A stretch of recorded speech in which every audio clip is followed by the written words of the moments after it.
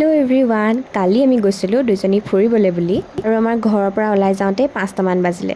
মই আচলতে দীক্ষাক খুৱাবলৈ আছিলে, বহুত দিনৰ পৰা তাই মোক কিবা এটা সহায় কৰিছিলে সেইকাৰণে বুলি। আৰু এয়া আমি গ'লোঁ আগে ফটো মাৰিবলৈ বুলি। ভিডিঅ' কৰ। হেল্ল' গাইজ, আমি আজি আহিলোঁ ফুৰিবলৈ। কিন্তু জেগাডোখৰ যিমান এক্সপেক্ট কৰিছিলোঁ বেছি ধুনীয়া হ'ব বুলি, ইমান ধুনীয়াটো নহয় আৰু লেতেৰা বতৰোতো মানে বেয়া। য়েছ নাই গাইজ, আমি খাব আৰু দিগজাই কৈছে খাবলৈ দিবলৈ মেমে ভজ মেমে লৈ আনোতে পাগল বুলি আমি জোলনা উঠি পোৱা নাই গাইজ। এখনতে দুজনী উঠি জোলনাত বহিয়ে পোৱা নাই আমি আজিলৈকে জীৱনত। আজি বহিছোঁ আজি বহিছোঁ প্ৰথম, অকণ ভাল লাগে।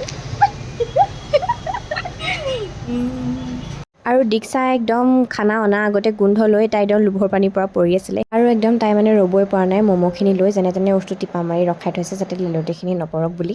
আৰু এয়া আজি মোৰ কিবা কাম আছিলে সেইকাৰণে গৈছিলোঁ ওলাই।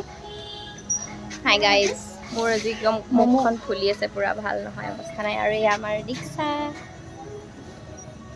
এয়া আমি পেক কৰাই ল'লোঁ খোৱা বস্তু আৰু এতিয়া ম'ম' ল'ম, তাৰপিছত ঘৰ ফুটিম। মই আজি ঘৰলৈ অকলে যাব লাগিব, এই হোষ্টেলত থাকিব মোৰ দুখ লাগিছে সেইকাৰণে। আজি নকলে বৈ যাওঁ আমাক যাওঁ।